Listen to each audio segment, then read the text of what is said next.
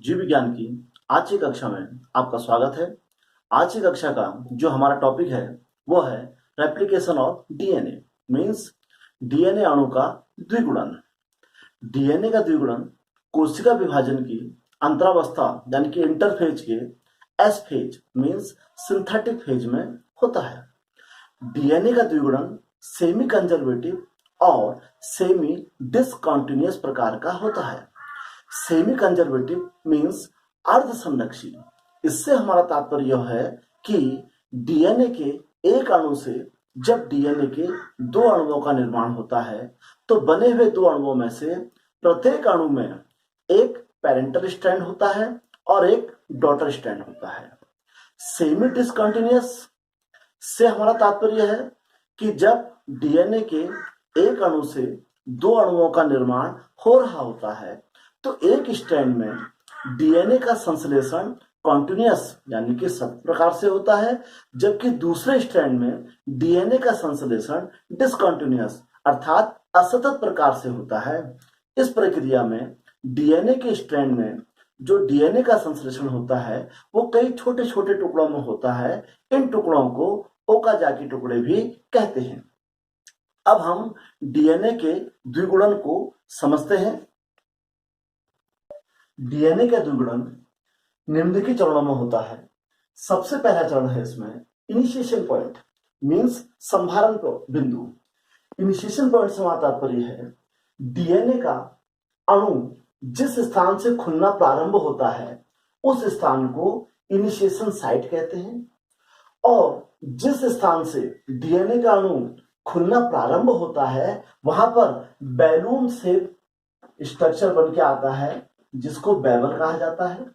जितनी भी प्रोकैरियोटिक कोशिका होती हैं उनमें डीएनए के अणु में एक ही बैबल होता है अर्थात एक ही स्थान से डीएनए का अणु खुलता है, पर जितने भी यूकैरियोटिक कोशिकाएं होती हैं उनमें कई जगहों से डीएनए का अणु खुलना प्रारंभ होता है। अतः डीएनए के अणु में बहुत सारे बबल हमको दिखने को मिलते हैं, बैबल दिखने को मिलते हैं, अर्थात डीएनए के अणु कई खंडों में बैबल नजर आते हैं। इन प्रत्येक खंड को हम रेप्लिकॉन कहते हैं।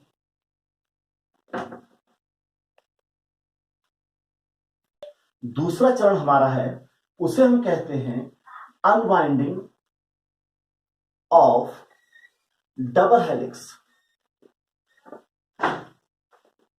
अनवाइंडिंग ऑफ डबल हेलिक्स हमारा मतलब है डीएनए के अणु का खुलना। इस प्रक्रिया में यदि हम इसको सरलता से समझें तो हमको इसके 3 पॉइंट देखने पड़ेंगे। एक पॉइंट है हेलिकेज, एक पॉइंट है टोपो आइसोमेरेज, यह आपको सरलता दिलाया जा रहा है, और एक है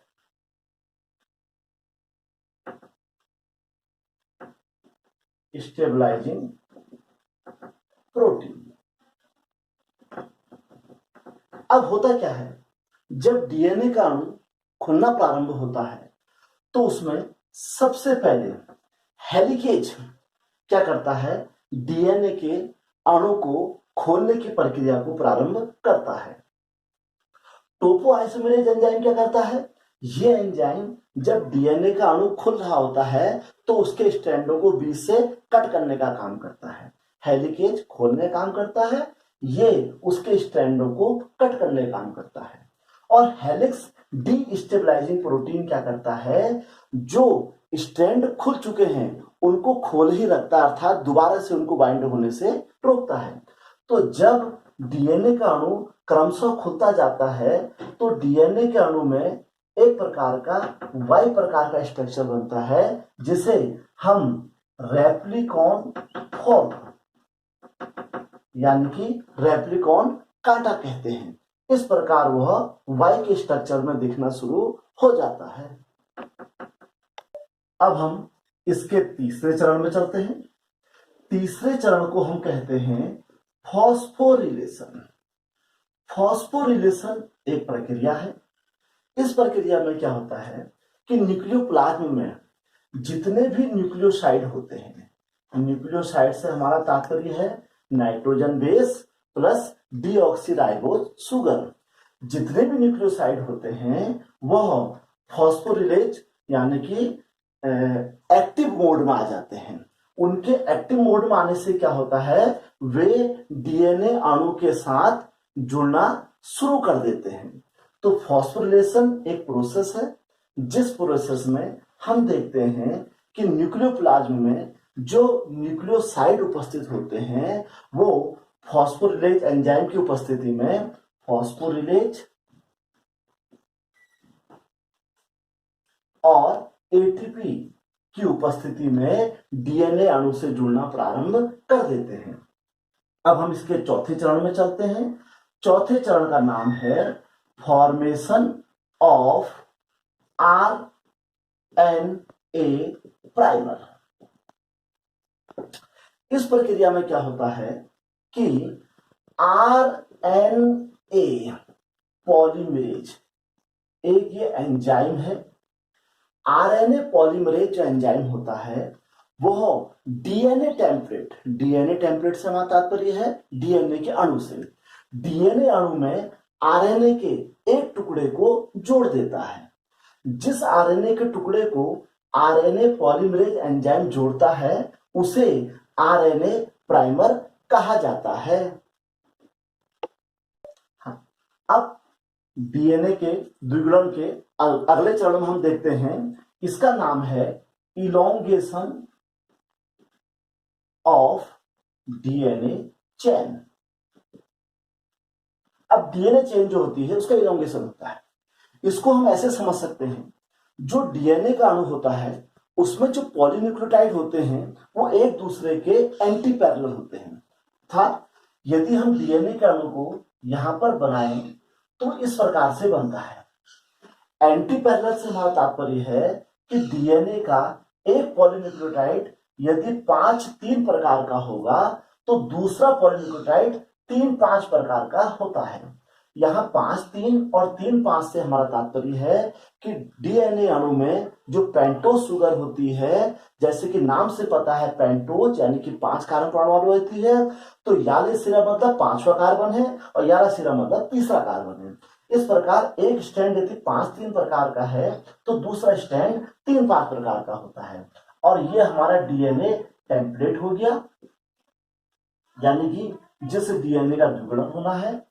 तो जो 5-3 प्रकार का स्टैंड होता है उसमें जो डीएनए का द्विगुणन होता है वह कॉन्टिन्यूअस प्रकार का होता है, यानी कि सतत प्रकार से होता है।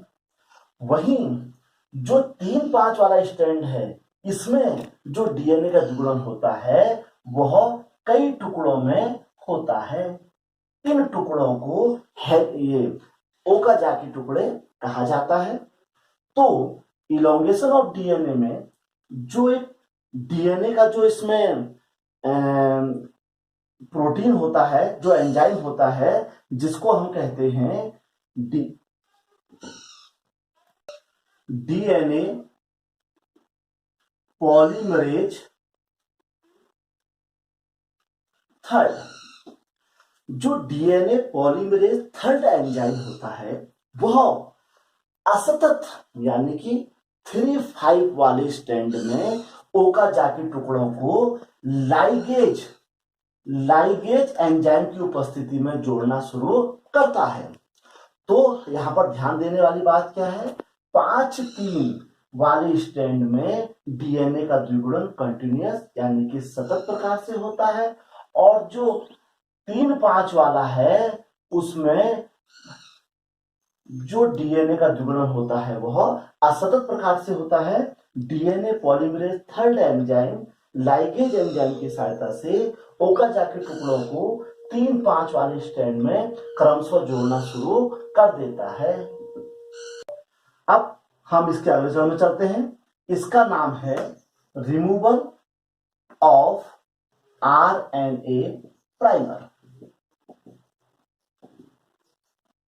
जैसे जैसे डीएनए अणु का द्विगुणन आगे को चलता रहता है, डीएनए का जो अणु है वो क्रमशः खुलता जाता है।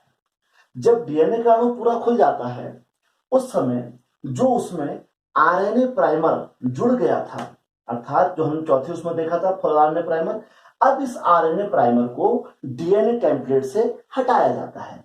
इसके लिए हमारे को यहां पर सहायता करता है RNA H enzyme.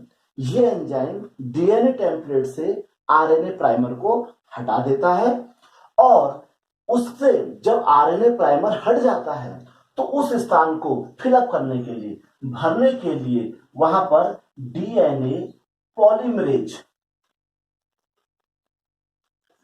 First enzyme क्या करता है, वो यहां पर सहायता करता है। अब हम इसके अंतिम चरण में चलते हैं। इसका नाम है टर्मिनेशन ऑफ डीएनए रेप्लिकेशन। जैसे ही डीएनए के अणु का द्विगुणन पूरा हो जाता है तो अब जो इसका एंजाइम का हेलिकेज जिसने डीएनए द्विगुणन स्टार्ट किया था, इस हेलिकेज एंजाइम की प्रक्रिया को रोका जाना बहुत जरूरी है। तो इस समय हमारे पास टर्मिनेशन बाइंडिंग प्रोटीन होता है जो कि हेलिकेज की प्रक्रिया को रोक देता है, जिसने द्विगुणन को शुरू किया था। जैसे ही हेलिकेज की प्रक्रिया रुक जाती है, डीएनए अणु का द्विगुणन बंद हो जाता है और डीएनए का अणु टर्मिनेशन जोन में जाकर उसका अणु का द्विगुणन बंद हो जाता है और डीएनए के एक अणु से डीएनए के दो अणु का निर्माण हो जाता है। इस प्रकार हमने आज की कक्षा में देखा किस प्रकार डीएनए के एक अणु से डीएनए के दो अणुओं का निर्माण किया जाता है। यह प्रश्न परीक्षा में काफी बार पूछा जाता है। आपको हमारी आज की कक्षा कैसी लगी हमें जरूर बताइएगा। अगली बार अगले टॉपिक के साथ हम फिर आपके सामने प्रस्तुत होंगे। धन्यवाद।